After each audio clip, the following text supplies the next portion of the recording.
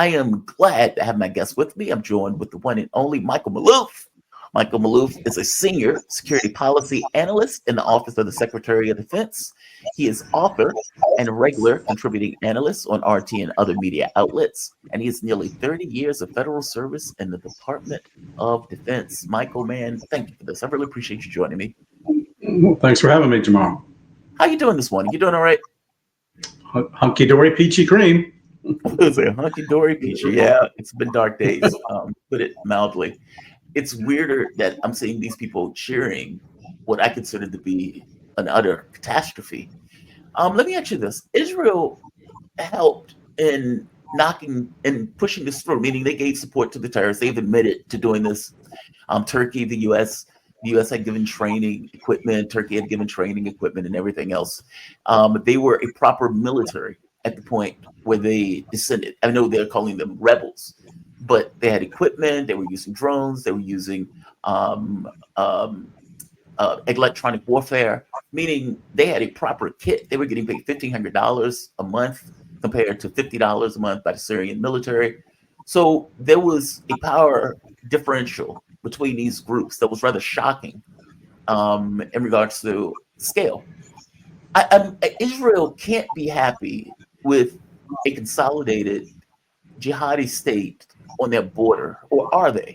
I mean, I know they're not being attacked now, and that there were overtures being made by Netanyahu, or for that matter, the terrorist groups that were, we don't want to go after Israel, we want to extend our friendship.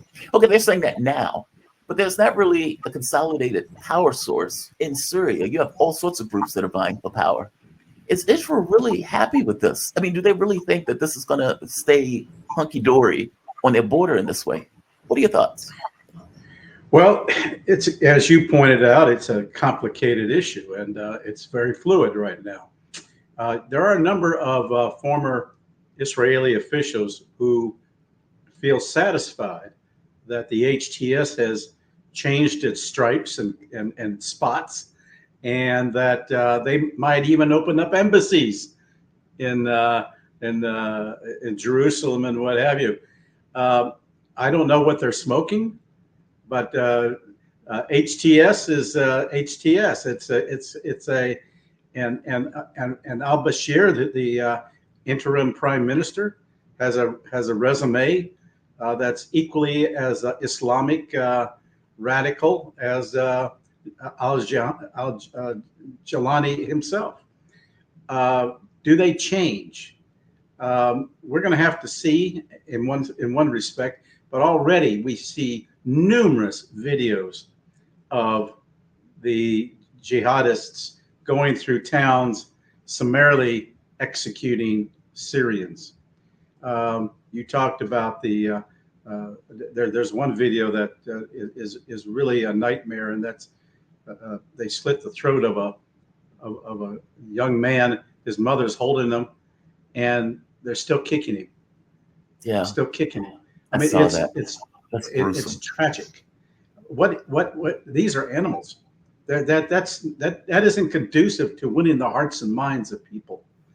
And they are basic, and it's my understanding that they're now requiring women to start going veiled. So they are in Syria. So that's another indication of a more radical element beginning to creep in. It's my projection that ultimately they're going to make Syria an ISIS state, and Turkey itself cannot control the HTS. It certainly worked with them, but it's the other elements as well, as you pointed out. It is the Islamist groups are numerous. They have their own interests, their own approach, their own level of intensity and interpretation of the Quran, all radical at various stages, and everyone else is just nothing unless you're one of them, and that's basically the same ideology of the Israelis. If you're not Jewish, you're there to serve them, or as one rabbi put it, Kahani's brother put it, you're a snake, and you need to be killed. So it's and there's a video on that this morning. It's just not me saying it. There's a video on him actually saying these things. So I don't know. it's really really sad. I think what's going to happen, even though Turkey and Israel may be flying high now because they got rid of the link, Syria, in the transport of logistics into Lebanon. They're going to have a greater problem, and the greater problem, frankly, is going to be between themselves. And that problem is that you have Erdogan, who's really out to establish a neo-Ottoman empire, and that's really going to conflict in many ways with Israel's desire to expand into what they consider to be their biblical right, going from stretching from the Euphrates to the Nile. They and just as the Islamists are radical in their interpretation of the Quran, we have the Netanyahu element within Israel that's radical in their interpretation of the Old Testament, and they take it literally, and they feel it's their messianic mission in life now to retake all of these lands. And when I say Euphrates, that includes Iraq. Euphrates goes right through Iraq. So and Syria and Lebanon and possibly Jordan, certainly the West Bank, certainly Gaza.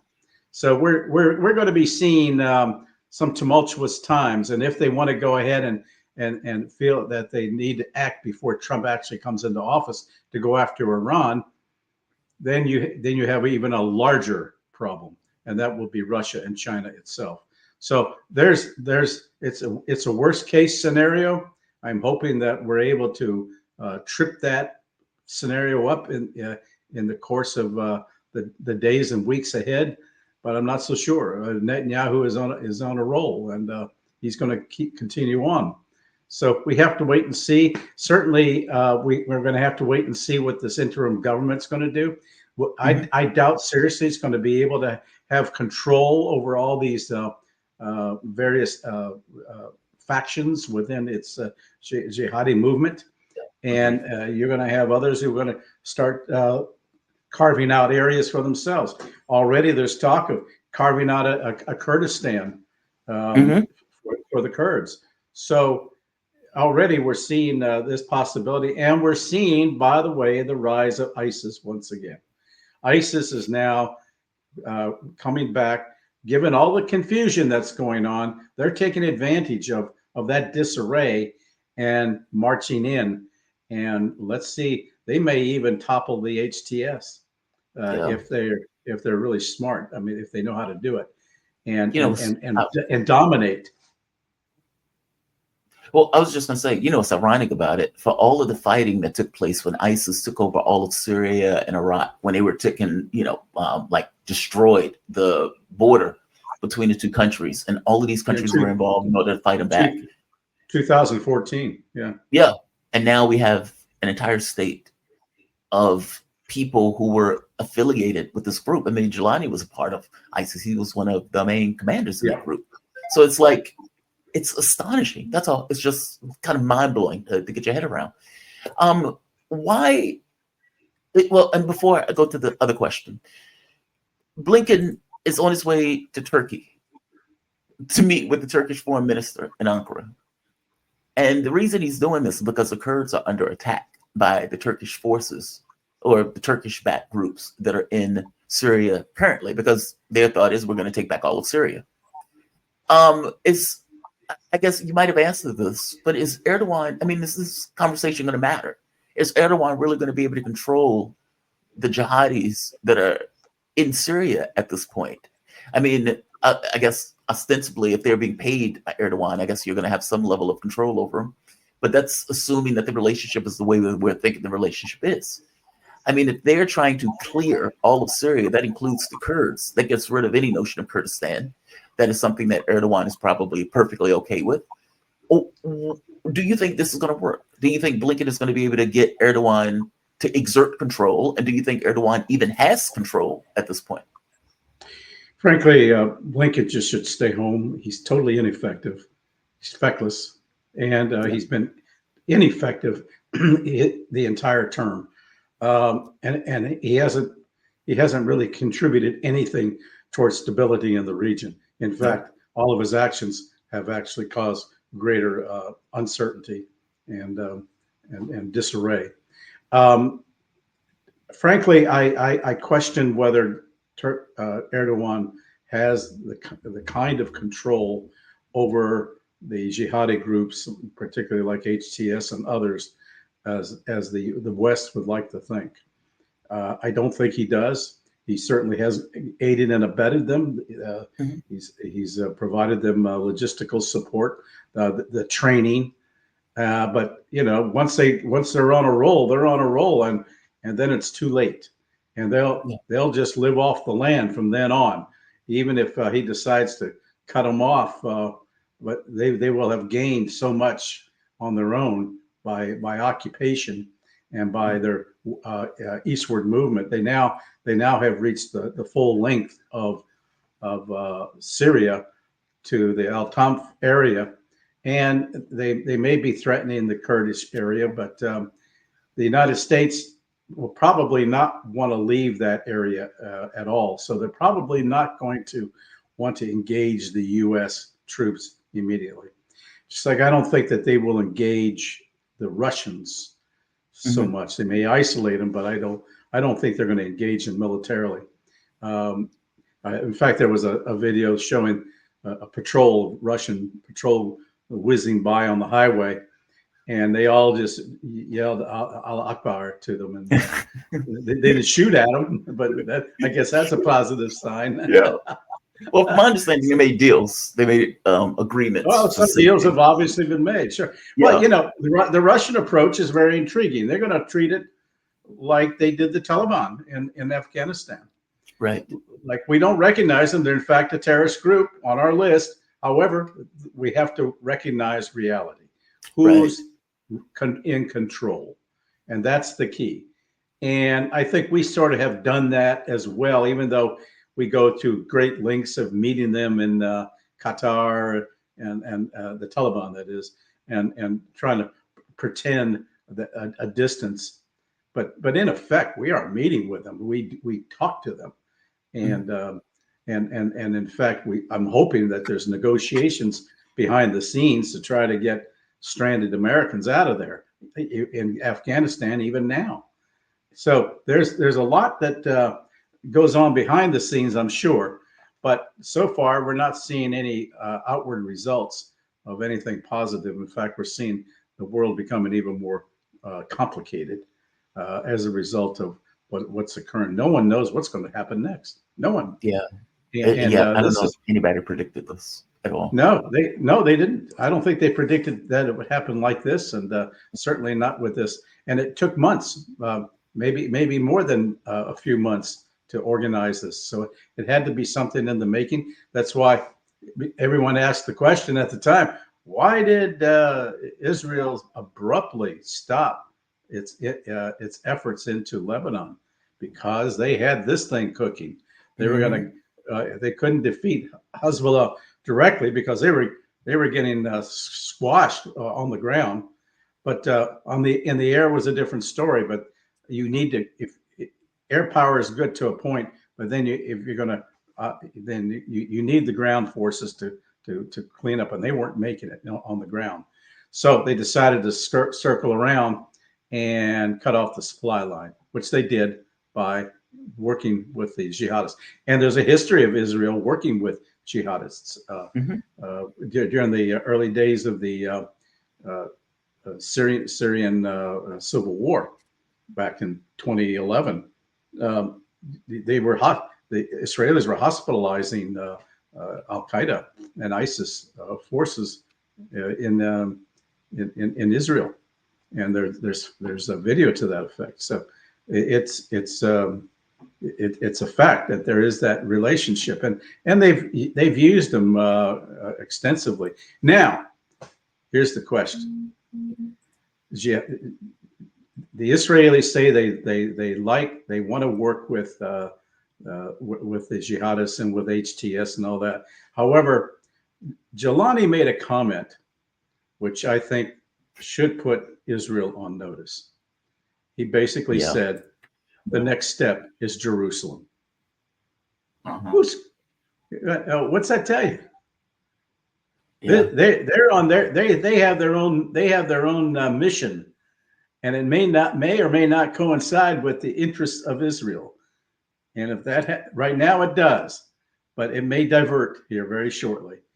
And then they have created a monster as a consequence. And in this case, it would be the entire state. And if they think that they're having a hard time now with Hezbollah on the ground, it's going to take the use of ground forces to do anything by the Israelis to go after the Islamists up in Syria if they intend to ever go in and clean them out. And that will be almost. I don't think they'll be able to do it. Yeah, I remember it was a conversation with Jelani, and one of the guys pointed to says basically, hey, Israel is bombing the country and they've invaded. And he was like, we don't have the power to go into a conflict with anybody else right now. And it's like the right now part stands out, unless, it was a translation error or something to that effect. But the right now stands out. We can't deal with this now. In the future, once power is consolidated, we will maybe come to a different assessment. Yeah, that's what I mean. I can't believe they're all comfortable with this situation. But nevertheless, right now they seem to be. Why hasn't Iran launched True Promise 3? Why hasn't it probably has it may not have the oomph and firepower at the moment. And there are elements within Iran that really want to work with the West, and maybe they're holding their powder dry and don't want to create yet another or give Israel the reason to launch on them. So I think at this point maybe they're holding off. Is Israel in the strongest position right now? No. If we're going to strike now, would be a good time because they're so stretched, and the Israeli forces. However, I think they don't want to do something that's going to instigate military action inside of Iran that would then prompt the United States to have to come in. So maybe they're just biding their time, and I think the Russians are probably counseling the Iranians to hold off. And I think that if Iran is attacked, if Iran's attacked, then I think Russia will come in, but because they have other equities that they have with Iran, particularly on the Belt and Road and the future of BRICS and what have you. So as a north-south corridor for trade. It's big. I just don't know now what this means in terms of the relationship between Putin and Erdogan. I think a few bridges have been burned. Well, I want to get to that real quick, but just one more point. Iran's initial, if that's true, then what's the point of the original attack, right? The entire point that they stated was we want to create deterrence, and we need to show that we are not afraid of Israel. We're not going to allow ourselves to be continuously hit without responding. Israel attacked them prior. Iran responded. Israel hit them again, and Iran kept saying, we're going to respond. We're going to respond. It's going to be huge. It's going to be massive. It's, like nothing you've ever seen. And I guess from my point of view, doesn't that, isn't that deterrence broken at that point? Israel has gone on a killing spree all throughout the Middle East. They've shown zero issue in killing whoever, invading wherever. They've had a blank check to do so. And Iran seemed to be the only hedge with that. Now, right now, Hezbollah, Iran's, I guess you can say, proxy in the region, has been subdued. Gaza has been isolated. And so many of the items that Iran said that they were effectively fighting for have been cowed in some way. Gaza has been isolated. The West Bank most likely will be annexed. You have Hezbollah that is in a quote unquote deal, but basically they've kept their powder dry since the deal for the most part. And so now Iran and all of this kind of axis has been broken. I guess my point is, wouldn't they have been better served being more aggressive as opposed to less aggressive over the course of this time frame, as opposed to now, where it seems that the U.S. is getting an Israeli first presidency, and Israel seems to be teeing up to hit Iran. And if you remember Wesley Clark, he said the last country on that list was Iran. All of those other countries have fallen. Iran is next. I guess my thought is Iran seems to be in a weaker spot now because of inaction. Yeah. What's your take on that? Well, I mean, I could be wrong on that. I think that's about right. I think it feels weakened as a result of losing Syria. It had relied on Hezbollah to be there to assist. You don't hear all that much out of Yemen either. So they've all backed off, I think, licking their wounds, maybe in a pause to see where things are going to head. But I think there will be a point that if Israel does attack again, then Iran will respond. But right now, I think it wants to not create new issues that will then prompt the United States to say, okay, we got to go in. That may be another consideration when you look at the fact that Trump is in effect the de facto president now, and he's calling the shots, and it isn't that far off before he actually takes office. But already his opinions and his views are carrying weight, and I think the fact that that Iran and its proxies were diminished. They're going to probably hold off for now unless there's a direct attack. Let's go to Putin and Erdogan. This is one of the most fascinating relationships to me in all of politics. These two frenemies. Did Erdogan stab Putin in the back? That's one of the things that people say. This time, yeah. Well, he did this time again, but big time. He's done it before. But it would not to this extent. There have been other episodes in which their interests collided.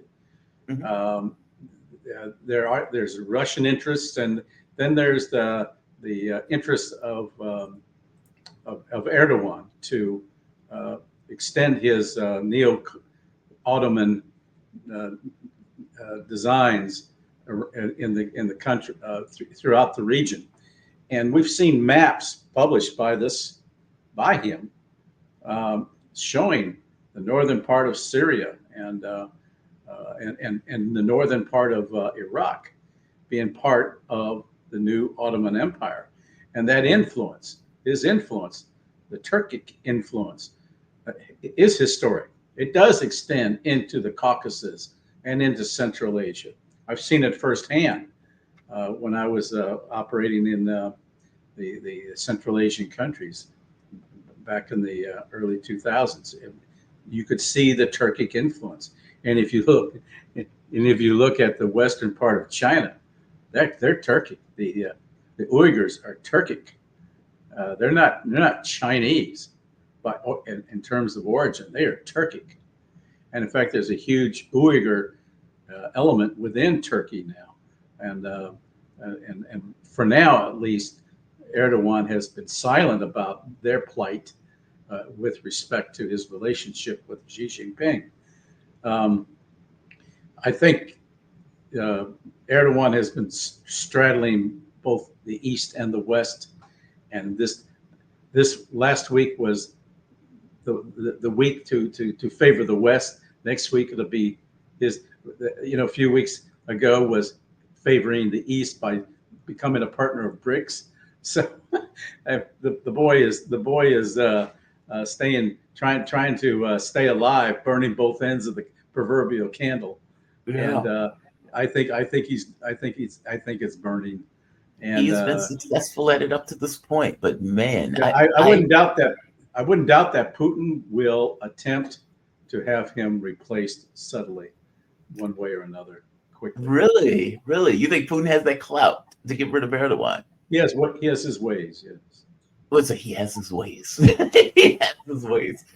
I want to go into the attack Adams missile that has been launched into Russia recently.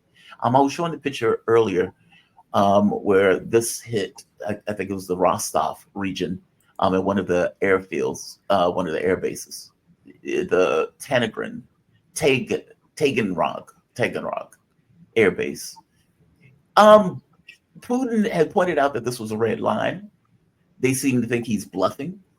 For the longest time, we hadn't seen any of these attacks. I don't know if we weren't seeing them because they were being interdicted. Like basically, either they were being knocked down or Russia was destroying the supplies of missiles, so they wasn't able to fire them.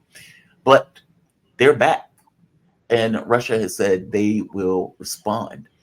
I mean, he has to respond on this, right? I mean, because all things being equal, if you're seeing these attacks and these things are hitting the news, it makes it look like Putin is bluffing, which at this moment is the worst thing in the world to get across to the West. Or correct me if I'm wrong. Give me your thoughts. Well, I think the U.S. is purposely trying to diminish the effectiveness of the Oresniks missile. But we have nothing comparable to it, number one. Number two, we don't have a defense against it. Number three, it's MIRVed. It's nuclear capable. Doesn't mean it has nuclear weapons on it. But the reality is that it's a formidable weapon. And I think what Putin may do is this time, in response to a violation of his latest red line, is to launch a swarm of Oresniks to underscore the effect of their destructive powers. As he says, it's one level below an actual nuclear weapon. And when you consider the aggregate of the warheads that each Oresnik is able to carry, and let's say you launch 4 or 5 in a particular area, it's going to be rather devastating. And the nice thing about it, if there's one nice thing about it, is that it doesn't give off radiation. Right. A nuclear bomb without the radiation. Exactly. It's nuclear bomb-like. Yeah. What do you think the response of the West would be to something like that? I mean, because what it seems like is, from their point of view, if he wants to pound the hell out of Ukraine, so what?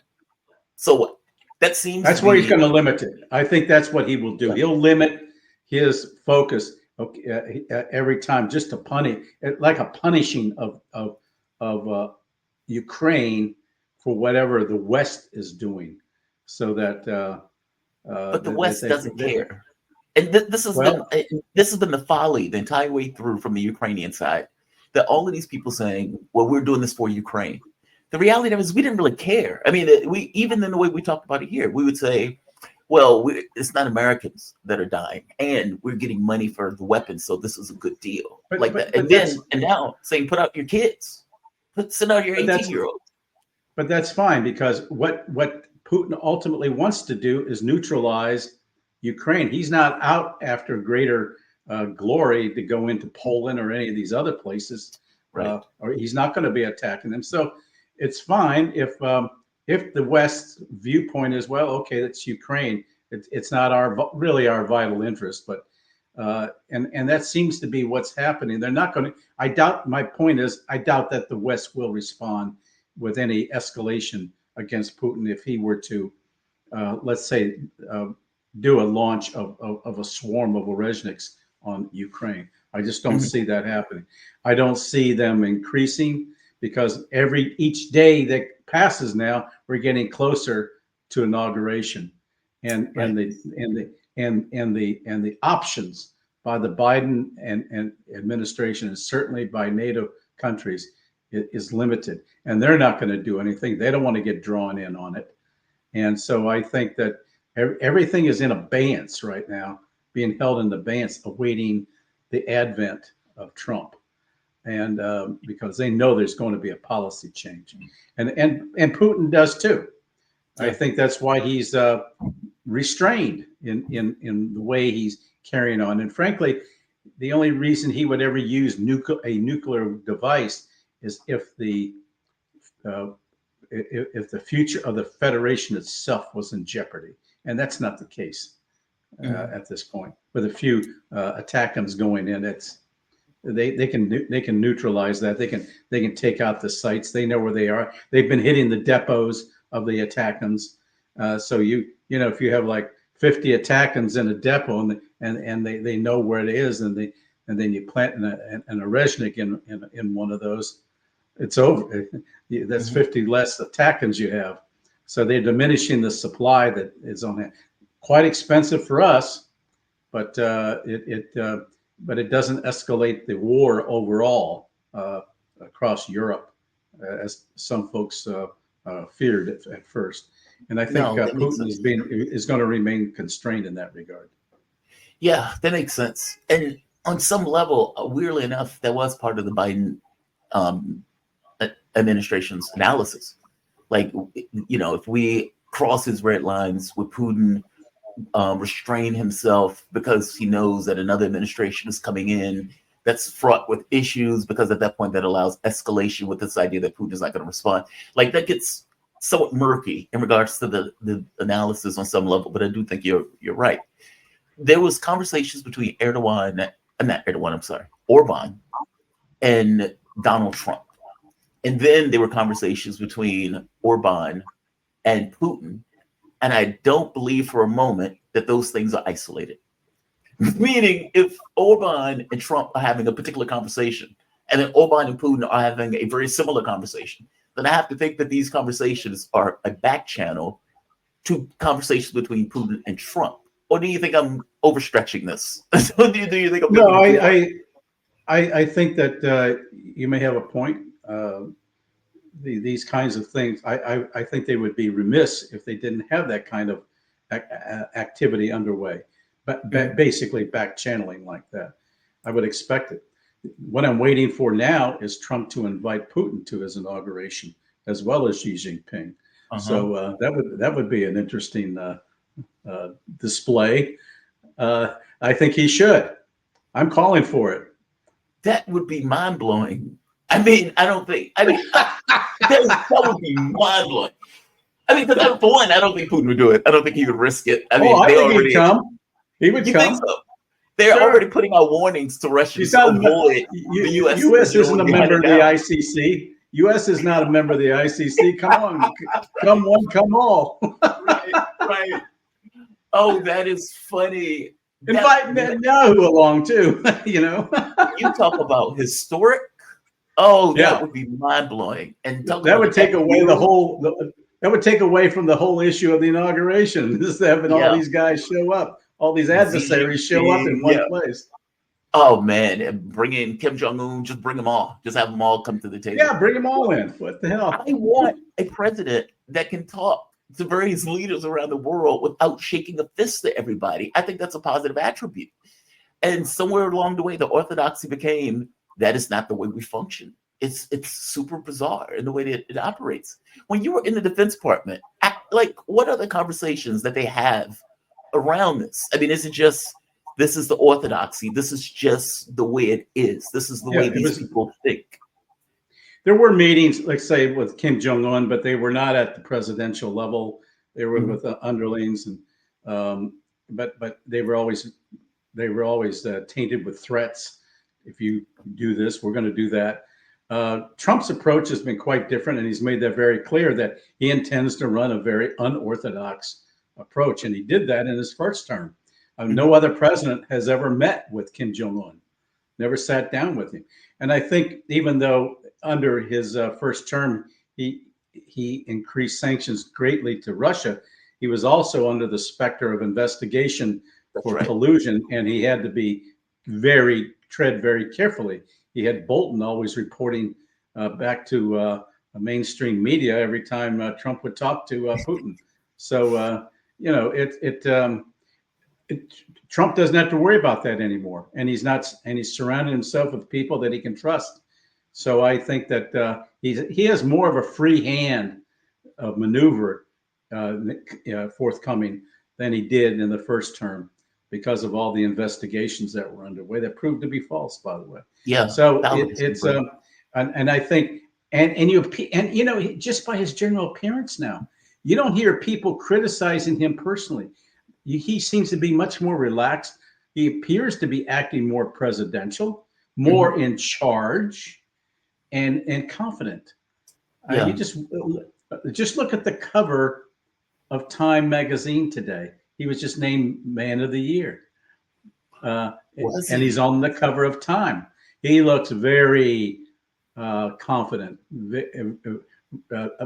really a take charge, and I think that's the image he's trying to project, and that's why you all these other countries in the world, included in Europe, when he went to Notre Dame, 80 leaders came up to see him, Hmm. and you know he you don't see that with Biden. Who listens to Biden? Who cares if Biden's in the room or not? But if Yeah. Trump appears, they all gravitate toward him. So that's really a major distinction that we're going to be seeing forthcoming. And I think that the American people like it. I think other folks are less inclined now to criticize him personally, and are hoping for policy changes. And that's Hmm. the level where things ought to be. And you're not hearing attacks of impeachment like we heard in the first term. Nothing like that. So this is a different period, and we're seeing a different image of Trump, a more confident, relaxed, capable guy. He's working behind the scenes, and he's showing. He's already got his cabinet named before inauguration. That Yeah. didn't happen the first time. Yeah. I get. Yeah. I agree with you. I agree with everything you just said. He exudes a confidence that wasn't there the first Yes. time around, and I guess part of it Yes. is he's done the job. He's been there, and Yes. honestly, he took the strongest hit of any Yes. president that I've ever seen. I mean, like investigation after investigation, and again, as you pointed out, made up investigations to try to take him out of office, and not just the made up investigations to try to kill the guy. Like meaning he took everything they threw at him, the lawsuits, the investigations, they tried to put him in a cage, all of that stuff. And he still ends up winning it. So I get the sense that the whole Trump and Russia stuff is not going to stop him. It's not going to No. hinder anything that he wants to do in regards to policy. We've done that. We've been there. I am doing what I want to do in regards to policy, and I'm putting And people in place to do it. I think that's what's going to happen. And he doesn't.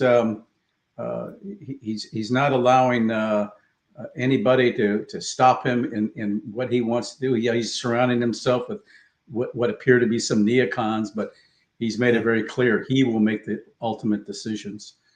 Before, he was guided by what other folks were saying, but this time, since he's now got the background, the experience, and he knows his way around Washington much better, I think you're going to see a different Trump operating here. Hopefully for the better.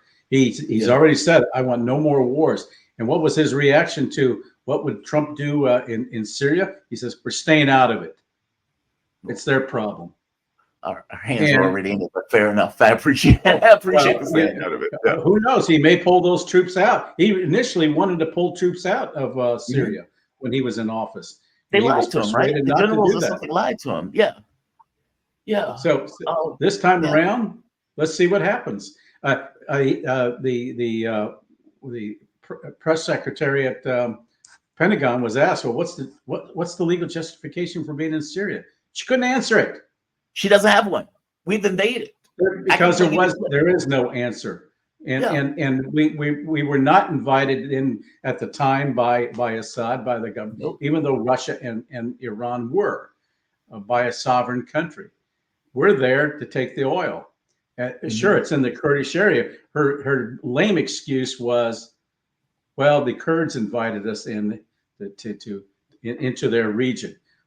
That's not a sovereign country's inviting as they did for Russia and Iran. So I think we may see some major changes not only in Syria but also in Iraq. I think he's going to go ahead and pull the troops out of Iraq, where we were invited by the government at the time. Well, And I mean, and it was. if they all and this time you have there's less justification to go after for the U.S. to be there to go after ISIS if that's still the going reason. Because now, unlike 2014, when ISIS created the caliphate between Syria and Iraq, you didn't have the popular mobilization forces in Iraq that you have today. These are armed militias of Shia militias. They didn't exist back then. They're run by, even though they're part of the Iraqi government, they ostensibly are under the guidance of Iran. So they exist now. They have tens of thousands of forces eager to go after ISIS, and they've actually done forays into Syria in the past. And I wouldn't doubt that they would do it again if there was an emerging ISIS threat coming out of Syria. So we haven't seen it. But again, why does the United States want to get into that? And the fact that now Turkey and Israel have introduced Islamic Sunni Islamists into Syria to govern that country, it's created a whole new problem that didn't exist before. And now they're going to build upon, those guys are going to build upon that strength, and you're going to see warring factions going at each other. The question is, why does the United States want to be involved? Is that a threat to the U.S. national security? Not really. Not really. Well, last question on this. Do you think that, piggyback on the Trump issue, do you think that what we're seeing in either South Korea, either in South Korea, what we're seeing in Syria, these things are responses to Donald Trump expected foreign policy, meaning the Biden administration or people around the Biden administration have a belief that, okay, Trump is going to pull the troops out of Syria. The last time he was in, he ended Obama's regime change war, even though he stole the oil. The last time he was in, he was able to make a deal with South Korea. South Korea and North Korea got closer together. Kim Jong-un stopped firing missiles in the Sea of Japan. And these actions by a U.S. puppet to claim himself a dictator for 4 hours, or for that matter, if these jihadists are going to Syria, both of these things were in response to this notion of what will Trump do when he gets in office, and how do we frustrate what that policy may be in advance. Almost like Trump-proofing the world in this respect. It failed in South Korea because, they didn't necessarily want to be under a dictatorship. Well, I think there's something to that. I think that they know that when he says he's going to do something, he'll do it. And they did begin a few months ago, just like you're now hearing all of a sudden. He says, he said the other day, I want those hostages released by inauguration time. They're already suggesting, well, maybe we can work something out after all. You didn't hear that before. Well, Hamas was trying to settle for months now. They just Gee, now it's about time. So yeah, I think there's a lot of that posturing in preparation for Trump, and I think that and you see it in Europe. You're seeing it in. There's talk already of wanting to increase their funding contributions to NATO. Because Trump has made it very clear: you don't pay, you don't play. So I think that when he talks, the world listens, and that shows because he does take the initiative, and that's part of his approach.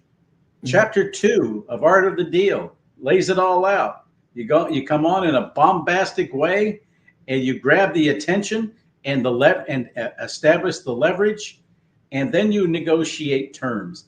But you are managing the event. You are in control of the event rather than the events controlling you. Rather than reacting to events all the time, you're managing those events. And that is his approach. Well, we will see if look, he said when he got in office, after he got in office, he said, the guiding principle of my campaign is going to be fulfilling campaign objectives. Yes. And he pointed out, I'm going to stop wars, not start them. And I hope he sticks to that. Look, I didn't vote for Trump. I feel like John Wayne in this. I didn't vote for him, but he's my president, and I hope he does well. But there's elements of what he was saying that I wish he would have leaned in more in the campaign. And those were, let's stop these wars. And I remember when he, just before he got elected, where he was talking to Tucker Carlson, and he was like, man, these wars are pointless. We're spending $10 trillion in Iraq and Afghanistan. We got nothing out of this. Why are we doing this? We need to cut this out. And the media flipped that into Trump wants to murder Liz Cheney. And I was apoplectic. It was like the one time that finally, when he leans into that element of the campaign, they turn it into this fascist Hitler type person wants to put Liz Cheney against wall. You see, that's because they didn't have an alternative policy. The previous administration had done nothing. So what do? The opposition goes on personal attacks, and the opposition was CNN. That is why the Democrats lost. They always went after Trump rather than show a policy change to make life better. Agreed. Well, they didn't agree. Well, they derided him for his peace policy. It was that. Michael, man, thank you for this. I always appreciate these conversations. I swear I do. And I always learn something in these conversations. Michael Maloof, former senior security policy analyst in the Office of Secretary of Defense, author, and regular contributing analyst on RT and other media outlets. He has nearly 30 years of federal service in the U.S. Department of Defense, and he is a damn good friend of the show. Thank you, Michael, man. I appreciate this. Thank you, Jamal. Take care. Have a good one. You too, man. Have a good one.